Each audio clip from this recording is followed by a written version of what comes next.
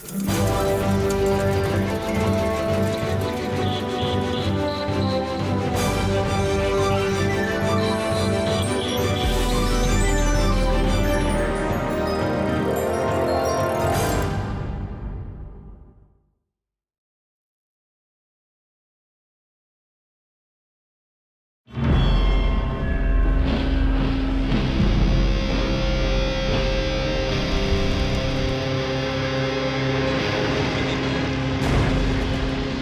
rise of the Third Reich.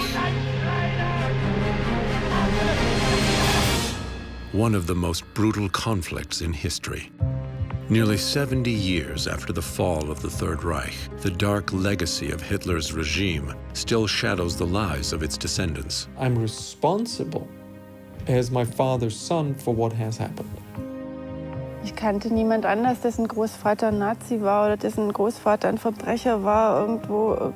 Ich hatte das Gefühl, das ist irgendwie nur in meiner Familie so, weil ich wirklich von niemandem wusste, wo das auch so ist. I wouldn't even admit before to myself or anybody that I was feeling so guilty, since it didn't make any sense to feel guilty for myself, since I didn't do anything. Altaussee, Austria, was considered the Nazis' nest. Today, its peaceful landscape belies its dark past. It has become a destination of reconciliation and dialogue between descendants of Nazis and of Holocaust survivors. Extreme judgment of my ancestors had anything to do with me cutting the line. To maybe, I mean, there was an element of it, to be afraid to bring somebody maybe who has part of that monster in them.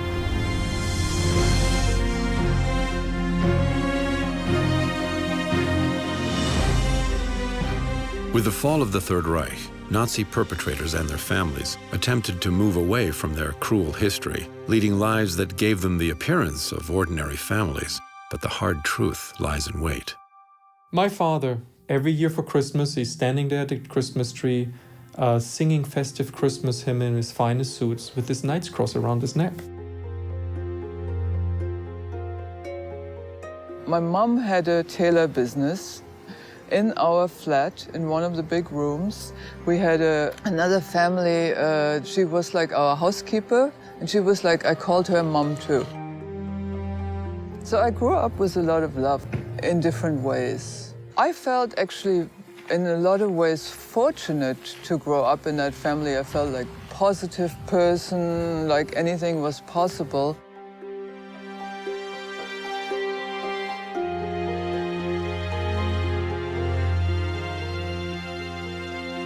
Ich komme aus einer ganz normalen Familie,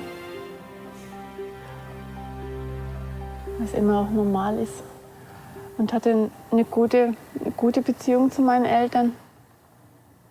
Aber über Dinge, die richtig schwierig sind, haben wir zu Hause nie gesprochen. My father was a war hero. He was bearing this Knight's Cross, which was awarded to him for the accomplishment and one of the highest awards for a young mid-20 tank commander.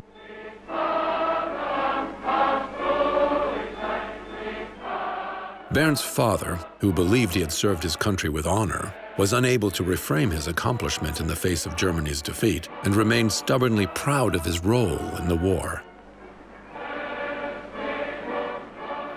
Trying to understand, specifically my father, who dedicated a lot of time to teach me, to make me a person. I looked up to him. And on the other hand, he's telling me stories about him in the war, and I didn't know what kind of war he was talking about. I was a child. Diese Waffen schmiedet pausenlos das schaffende Deutschland für den letzten entscheidenden Kampf. As I remember, always told me that the war was the best time in his life and that he was very proud of his accomplishments. Fällt mir nicht leicht, über meine Familie zu sprechen und über meinen Großvater.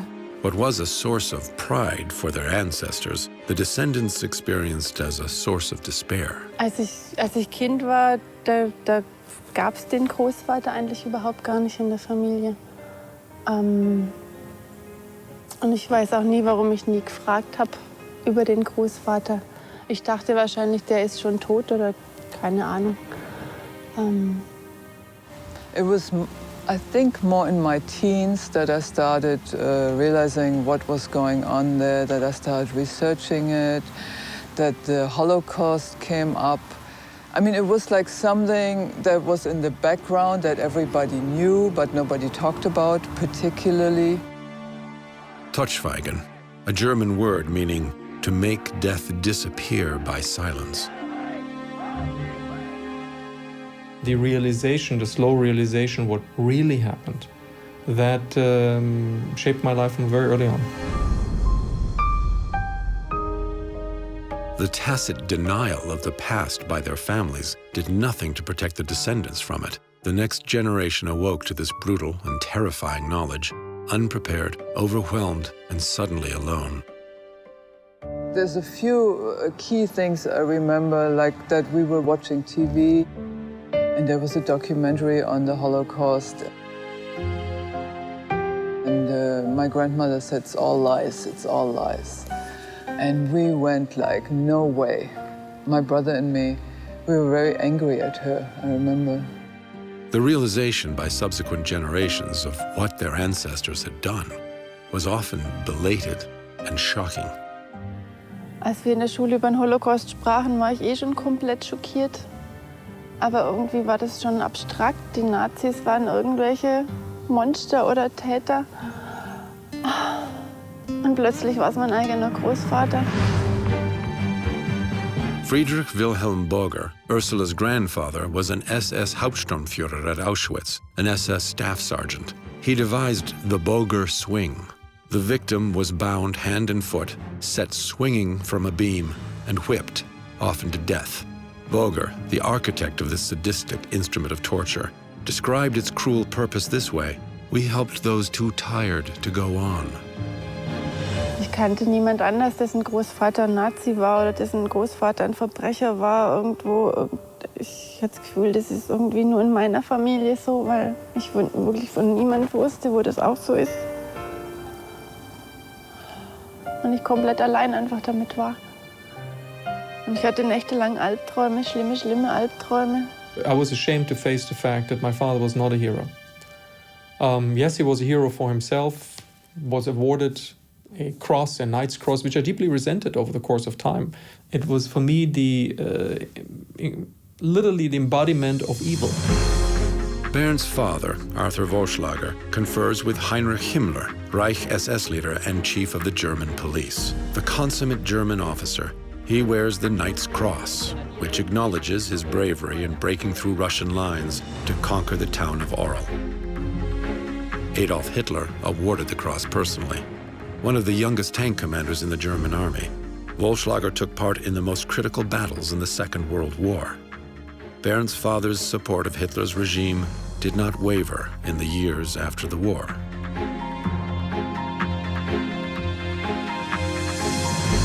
There was this discrepancy. My father, who provided me, supposedly should provide me the values and the guidance in life and be my father, and the father whom I despised. My grandmother, she was very uppity, like always thinking she was better than everybody else, and I really disliked her for that.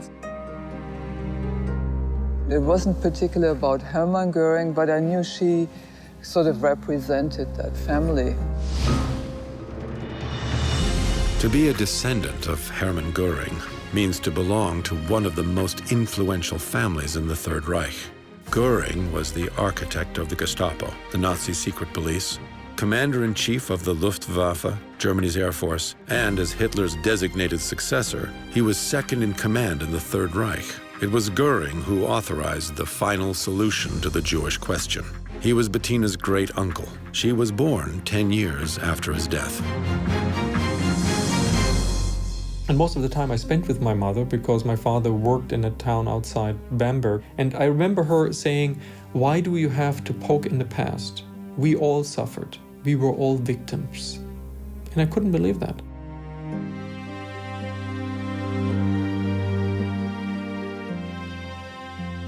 At the war's end, the German populace was faced with destruction, confusion, and a scarcity of food.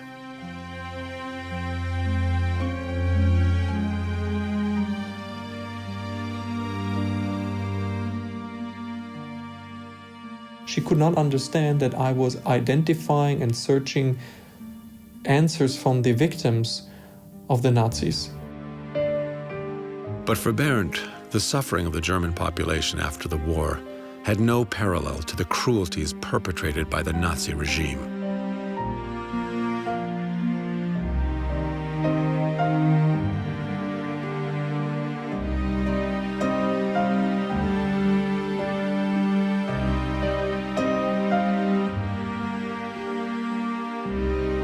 My father comes from Poland, and he was born in 1912 and was a sculptor in Paris in the mid-1930s.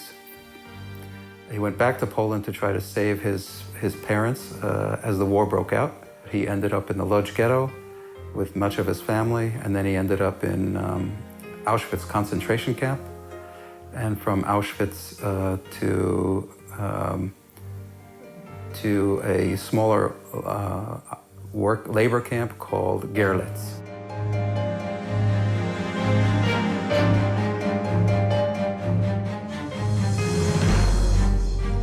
And in his family, many people were murdered, but he survived. When the war ended, Samson's father and brothers were reunited at a displaced persons camp in Germany. This family photo was taken there in 1946. Samson's mother, Greta, endured extraordinary suffering. Her story of survival is both miraculous and harrowing. My mother also went to Auschwitz, and she went from Auschwitz to a small division of Gross-Rosen, and then from Gross-Rosen to Bergen-Belsen. So she spent about 2 years in concentration camps.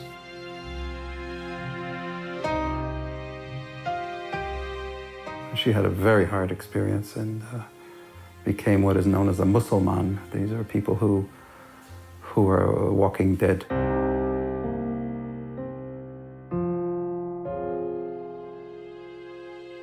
Their hair stops growing and their fingernails stop growing and they're almost dead. And she developed typhus and was unconscious and was placed in a pile of dead bodies in Bergen-Belsen by the Nazis. And then the war ended and the British arrived.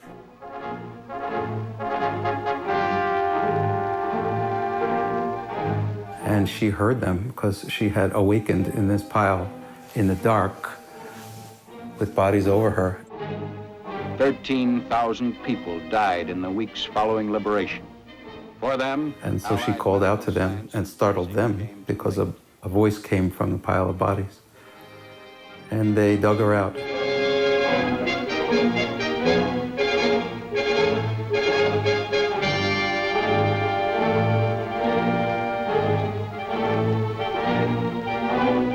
Her parents, both parents were murdered, and multiple other family members were murdered. Greta was orphaned. In 1947, Greta emigrated to the United States, where she met Samson's father. Two lives shattered by a cruel past came together to create a better future.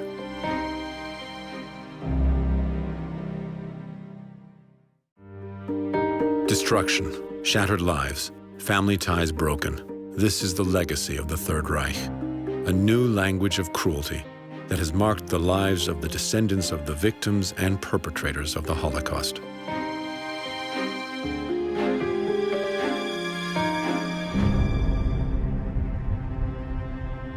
While the perpetrators indulged in silence and denial, their descendants struggled with knowledge of these dark truths, absorbing the guilt, shame, and pain for deeds they never committed.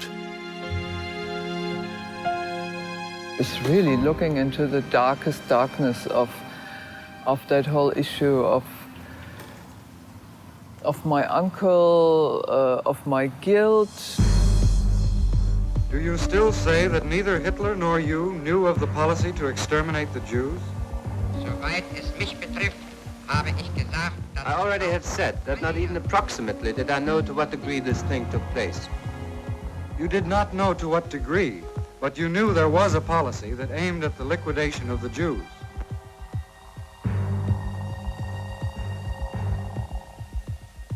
Nein, auf die Auswanderung der Juden und nicht auf ihre No, not liquidation of the Jews. This document, dated July 31st, 1941, states plainly that Göring gave written authorization to SS Obergruppenführer, Chief of the Reich Main Security Office, to make all necessary preparations for the final solution to the Jewish question, the systematic genocide of 6 million European Jews. As for the individual, Wilhelm Hermann Göring, guilty of conspiracy, crimes against peace, war crimes, and crimes against humanity. Death by hanging.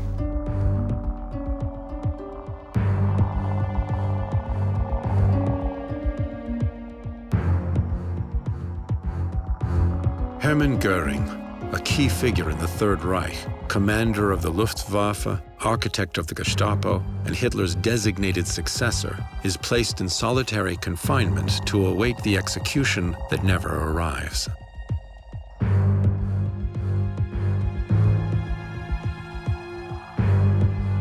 Göring committed suicide by swallowing a cyanide capsule smuggled into his cell the night before his scheduled execution. Believing himself a martyr, he is alleged to have cautioned the prison warden, "I will go down in history, don't you forget that." After such catastrophes, the first generation is not able to cope with them.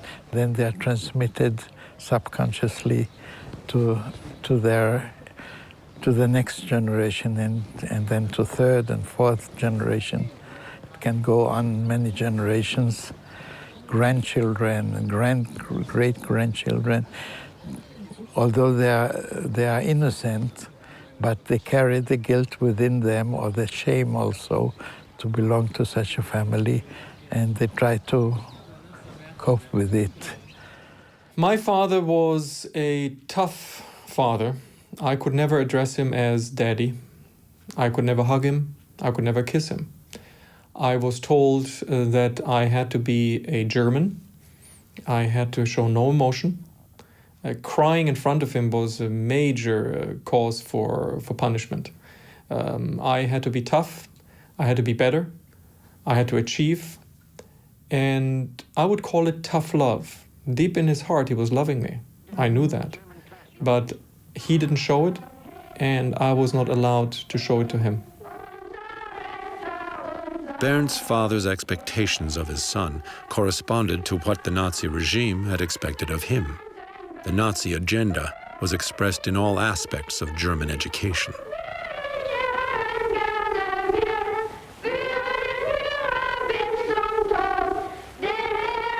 In 1933, there was a propaganda book published called Die deutsche Mutter und ihr erstes Kind, the German mother and her first child, about how to raise your children, and which means personal needs and emotion had to be repressed. Well, my great-grandfather was an officer in the Franco-Prussian War. My grandfather was an officer in the First World War. My father was an officer in the Second World War. This was a family of officers serving their country. In addition, my father, very early on, was sent to a boarding school, which was created right after Hitler's rise to power, which was called the National Political Education Institute, NAPOLA.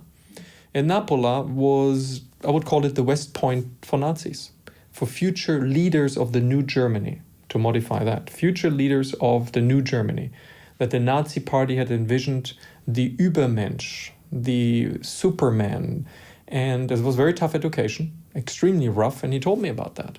And actually he was proud that he was able to go through this education, and he expected for me to be as tough too. The educational system during the Nazi period was based on a pedagogy which promoted racial superiority of Aryan characteristics above all others. A system that promoted the dehumanization of the other and produced individuals who were committed to and supportive of the atrocities perpetrated by the Nazi regime. When I was drafted to the German military, mandatory draft in the time of the Cold War, and I refused. I wrote a letter back to the draft board claiming that I'm a conscientious objector, based on the fact that I don't want to serve in the same army like my father served under an army and serving in a demon. And he was not upset at all. He just asked me, why are you doing this? I don't want to do what you have done. He wrote a letter to the draft board, which I still have today. My name is Arthur Reinhard Wollschläger. I'm a lieutenant colonel in the German army. I served my country, but my country abandoned me after the war. I don't know for what I served. And I don't want my son to go through the same experience. I often thought about the issue of closure. How can I reconnect with my father in what shape or form? I can't physically because he's dead. And we broke up literally physically. I parted from the house. I emigrated to Israel. First of all, his only son became a Jew after a long process. I emigrated to Israel immediately afterwards. I disconnected from the family totally, physically, and we never saw each other. The descendant of a line of proud German military officers, the son of a staunch Nazi, refuses to serve in the German army, converts to Judaism, and immigrates to Israel, where he serves in the Israeli army for 2 years as a medical officer at the rank of captain.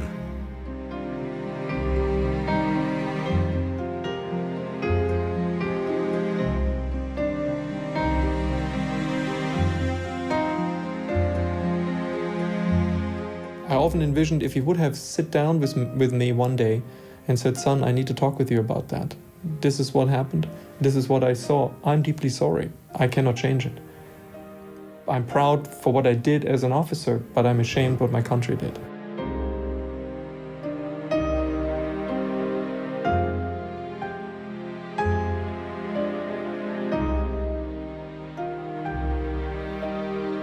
There was a way, and I wish my father would have at least after the war understood that it is time now to make clean house and to say, I made a mistake. I have to live up to the fact that whatever I did was not right.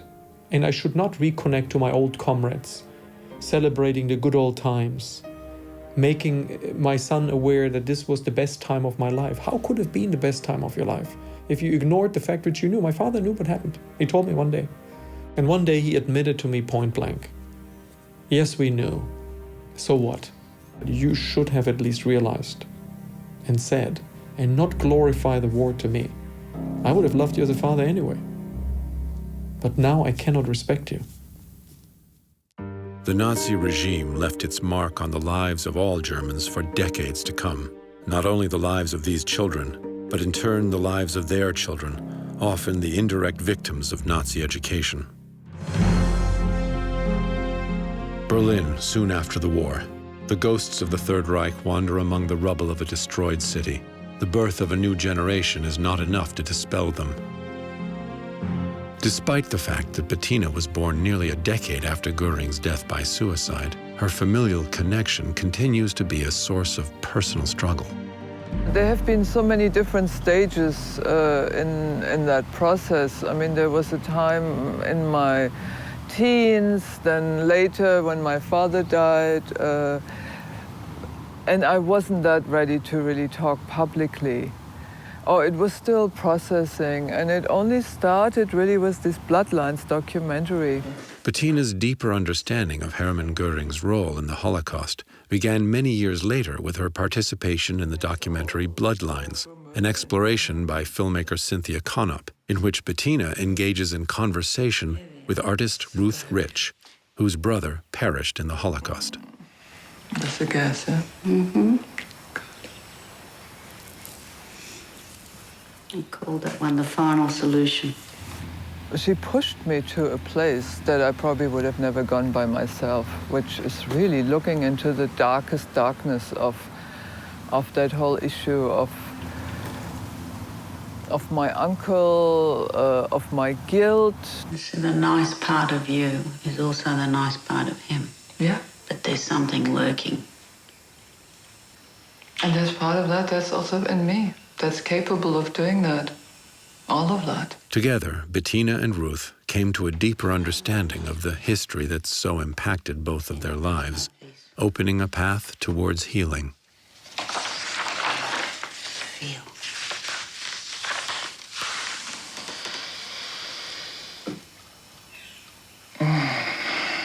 I wasn't particularly clear until we did the Bloodlines documentary how involved he was in the Holocaust himself. I mean, in some ways I knew he was involved, but that he was more directly involved, I wasn't aware of.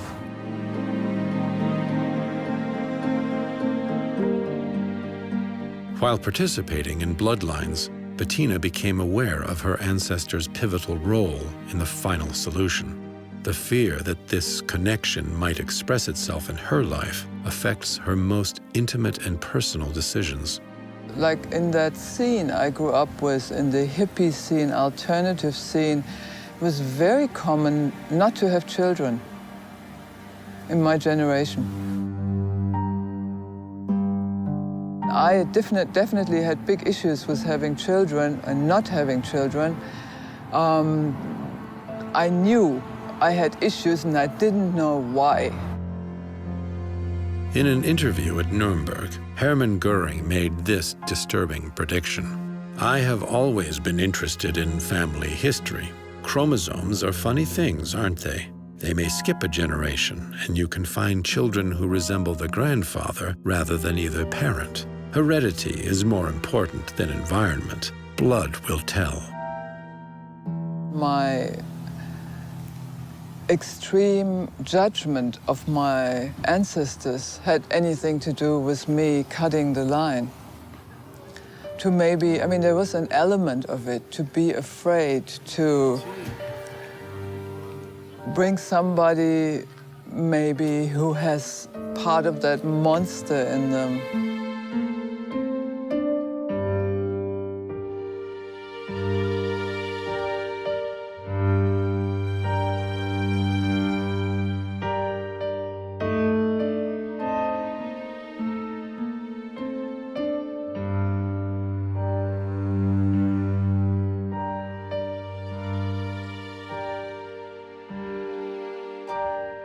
There seems to be a lot of ghosts still around.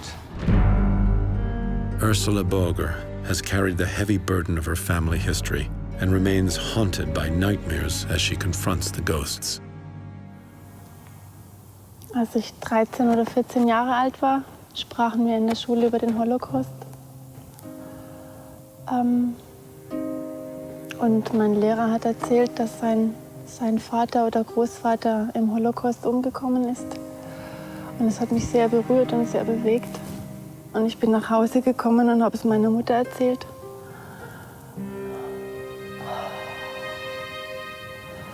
Und alles, was meine Mutter damals sagte, war, ja, dein Großvater war auch in Auschwitz, aber als Täter. Und das war alles, was sie sagte damals. Und ich hatte damals das Gefühl, ich verliere komplett den Boden unter meinen Füßen. Ich wusste nicht, mit wem ich drüber reden kann. Es war irgendwie klar, in unserer Familie wird nicht darüber geredet. Wilhelm Borger, Ursula's grandfather, a principal actor in the crimes committed at Auschwitz, continued his life and work with impunity.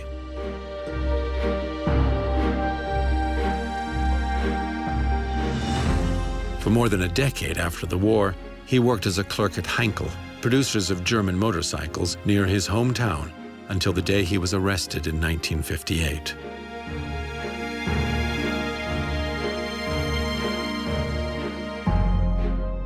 When this happened, Ursula had not yet been born. Only in the mid-1990s did she discover the painful truth. Und dann hat viele Jahre später, als ich 24 war, mein Bruder mir am Telefon erzählt, dass es eine Dokumentation gibt, ein Buch über den Auschwitz-Prozess, wo mein Großvater einer der Angeklagten war.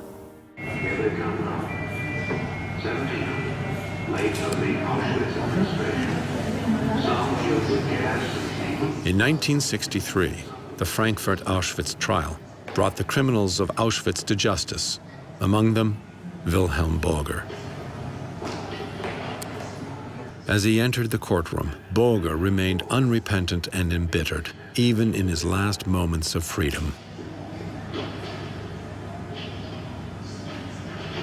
Standen vor einem Jahr am Anfang eines Prozesses, der bereits jetzt als Auschwitz-Prozess in die deutsche Geschichte eingegangen ist. 24 deutsche Männer haben sich seit einem Jahr vor einem Frankfurter Schwurgericht für ihre Tätigkeit in der größten bisher bekannten Menschenvernichtungsanlage zu verantworten. Der bisher umfassendste strafrechtliche Versuch, ein Stück deutscher Vergangenheit zu bewältigen, kreist um die Konzentrationslager Auschwitz und Birkenau. Und musste dann realisieren, dass mein Großvater nicht nur irgendein Täter in Auschwitz war, sondern einer der schlimmsten Folterer in Auschwitz war. Und ich glaube, in dem Buch zu lesen, ist für jeden absoluter Horror. Es ist einfach so unmenschlich und so brutal, was dort beschrieben wird. Oh. What follows is testimony given by Hermann Langbein, secretary of the International Commission of Auschwitz and a survivor of the infamous concentration camp. Ich habe gesehen, wie er einmal zum Verhör gerufen worden ist. Und ich habe ihn gesehen, wie er zurückgekommen ist. Er war auf die Schaukel gespannt. Und entschuldigen Sie, wenn ich das jetzt so schildere, seine Geschlechtsteile waren derart geschwollen, blau und grün, als er zurückkam, wie ich es mir nicht hätte vorstellen können, dass das überhaupt möglich ist. Die Spezialität vom Borger hat darin bestanden, dass er eben auf diese Körperteile besonders seine Schläge gerichtet hat. In her testimony, Frau Borger depicts her husband as a good man and claims to have known nothing about his role in the SS or at Auschwitz. Frau Borger, wie lange sind Sie jetzt verheiratet? Ich bin ca. 24 Jahre verheiratet. Wenn Sie jetzt zurückblicken nach 24 Jahren, wie beurteilen Sie Ihr Familienleben? Das war sehr gut und wir haben sehr harmonisch gelebt. Waren Sie zusammen mit Ihrem Mann in Auschwitz? Ja. Ja, wie beurteilen Sie die Vorwürfe, die Ihr Mann jetzt gemacht werden? Ich kann mir das nicht vorstellen, dass er das alles gemacht haben soll. Mein Mann war zwar sehr genau, aber dass er Kinder ermordet haben soll, wo er selber Kinder hatte und dann nach Hause kam und ein sehr guter Familienvater war, das kann ich mir nicht vorstellen. The defense strategy was to prevent the Nazi defendants from testifying. Weit über 100 Sitzungen hat das Gericht nun hinter sich. 3-mal in der Woche beginnt pünktlich um 8:30 Uhr die Verhandlung. Sie dauert bis 16:30 Uhr, unterbrochen nur durch die Mittagspause. Wie immer werden die Anwesenden von Richter Hofmeier namentlich aufgerufen. Häufig schon kam es in der Vergangenheit, die meisten Angeklagten verweigern fast immer die Aussage. Die Kameraderie unter den SS-Männern hält auch noch in der Hauptverhandlung. Keiner belastet den anderen. Und das sicherste Mittel dafür, Aussageverweigerung. At no point did Borger accept personal responsibility, claiming rather that he was only following orders. In 1965, 20 years after the end of the war, he was sentenced to life in prison and died in 1978 when Ursula was 7 years old. Despite never having met her grandfather, Ursula bears the mantle of her grandfather's legacy with pain and confusion, often struggling to speak about it, so overwhelmed is she by the gravity of her grandfather's crimes.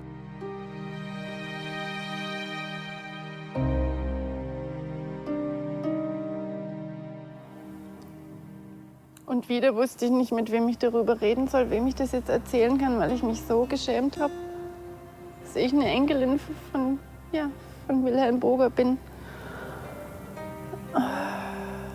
Ja. In 1992, the psychologist Dan Baron, born and raised in Israel, the son of German Jewish Holocaust refugees, organized what became the first encounter of sons and daughters of concentration camp survivors with sons and daughters of Nazi perpetrators. Samson Munn's participation in these workshops became the model for the work he would continue in the Austrian Encounter. Since 1992, I've been involved in several different dialogue projects. Sons and Daughters of Holocaust Victims, meeting with sons and daughters of Holocaust perpetrators. And I decided that I had an emotional responsibility, and so I decided that I would create a dialogue myself.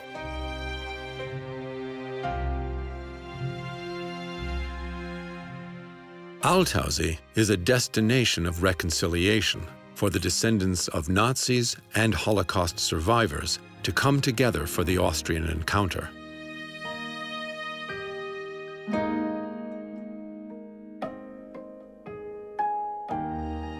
These were not randomly chosen people. These were people chosen who were open to have discussion, open to speak, and open to listen. Under the terms granted to ensure the integrity of the dialogue, we were given unprecedented access to the Austrian Encounter.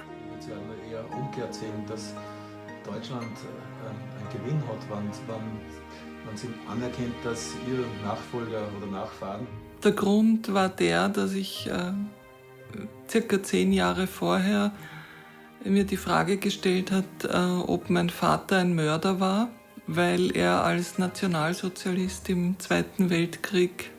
It was the first time of my life, so I was 49, that I got a chance to tell my story to people who were willing to listen. And in the end, Samson, he took me in his arms, and I think that was one of the most healing moments in my life, just to be embraced and, yes, accepted. And, yeah. There was no religious orientation. This was not a psychotherapy session. There was no fee. There was no historical bias. There were some ground rules. People had to agree that, in fact, the Holocaust occurred. People had to agree that, in fact, Jews were mostly victims. People had to agree that, in fact, Germans were mostly perpetrators. It's not their guilt, but it's their responsibility to remember the history and also to talk about stories which were suppressed. For a dialogue to be utterly genuine, it occurs best when there is little or no agenda. So the people there, their lives are the agenda. Das hat für mich vorher, war das unvorstellbar. Mittlerweile konnte ich das eben 11 Mal miterleben. Und das Umwerfende ist, dass es jedes Mal anders ist, dass jedes Mal was Neues dazukommt. Nicht nur, dass ich es immer wieder anders erzähle, sondern dass ich auch vom Samson und von anderen Teilnehmerinnen und Teilnehmern immer wieder neue Aspekte höre. Some people may have deep concerns about pain. They feel emotional pain, or guilt, or shame.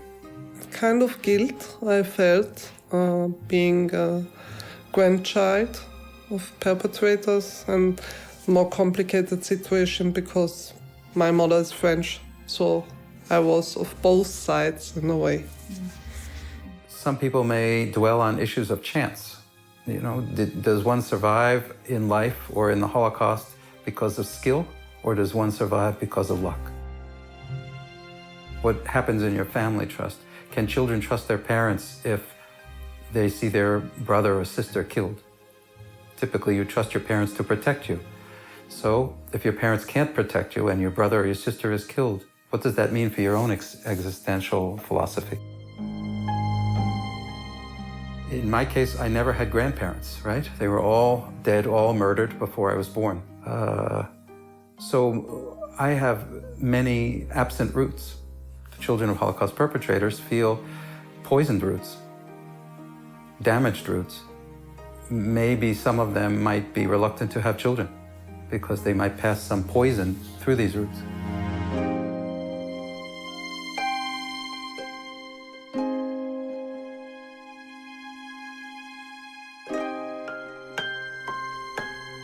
Then I'm no longer so interested in Jewish or not Jewish, or German or not German, or being part of this group. I'm no longer interested in the tribalistic benefit to me of aligning myself with Jews. I'm more interested in aligning myself with humanity. It's everyone's responsibility to step forward. After such an enormous catastrophe, reactions can be overwhelming and life-changing. Bernd converts to Judaism. Bettina has herself sterilized. Ursula struggles every day with guilt feelings. But hope comes to the aid of the descendants in the form of dialogue. Through experiences like the Austrian Encounter, the two groups meet, exchange ideas, and set off again, renewed. Auschwitz, Poland. The March of the Living retraces the steps of the Jews who perished in the camp. For those whose ancestors were the perpetrators, the ground beneath their feet has a powerful gravity that forces them to stare at a glaring truth. This is my first time here in Auschwitz. What it means to be here is to face actually the actual destruction, the reality of the mass killing. I mean, this is the presence of death. What I, as a member of the German people, what my people did to other people, and what my father is responsible for, and that's hard to swallow.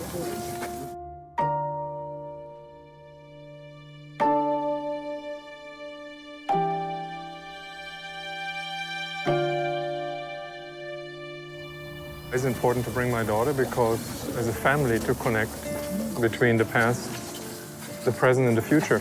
Because from death comes hope, from destruction comes creation. I feel very honored to be walking through these gates and to be able to come out of these gates alive, as many people haven't. But I'm also very sad. So it's a mix of emotions.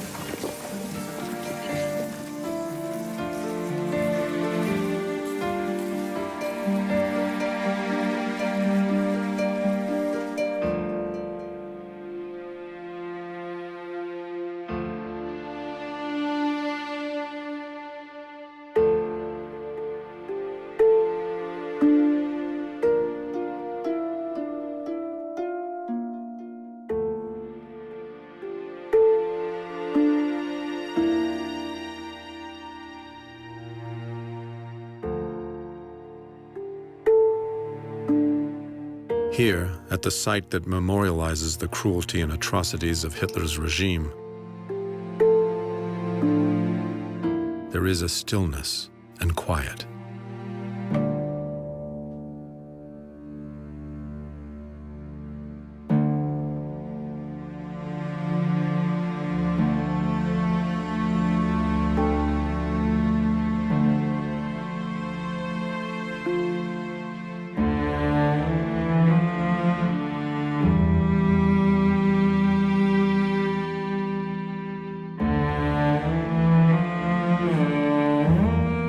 This from The Black Hole of Auschwitz by Primo Levi, Italian writer and Auschwitz survivor. Auschwitz is outside of us, but it is all around us. The plague has died away, but the infection still lingers, and it would be foolish to deny it. The rejection of human solidarity, obtuse and cynical indifference to the suffering of others, abdication of the intellect and moral sense to the principle of authority, and above all, at the root of everything, a sweeping tide of cowardice, a colossal cowardice which masks itself as warring virtue, love of country, and faith in an idea.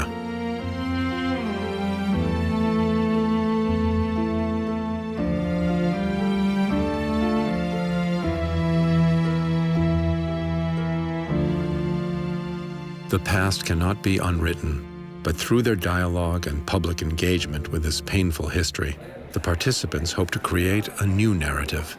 For this reason, in 2010, Ursula and Bettina participated in Repair the Future, a gathering between generations in Weimar.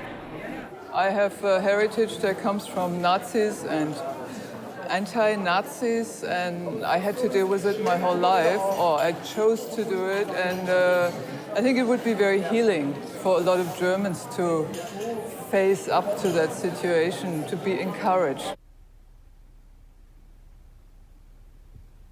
Dass da vielleicht noch mehr Leute in meiner Position, also nicht unbedingt mit so einem Namen, aber jeder hat ja irgendwo in der Familie jemanden, der Täter war damals. Diese komische Sache, unsere Familie, da haben wir ja Liebe auch mitbekommen. Also haben wir Liebe und dann Mord und Totschlag gleichzeitig. Was macht man denn damit? Naja, also es ist eine längere Geschichte, die ist nie zu Ende, glaube ich. Aber ich hoffe, dass das sehr viele andere, vor allem Deutsche, von uns, den nächsten Generationen, dass das vielleicht als Beispiel hilft, da mal reinzugucken. The painful legacy of this time still shadows the lives of the descendants, as it shadows all of our lives.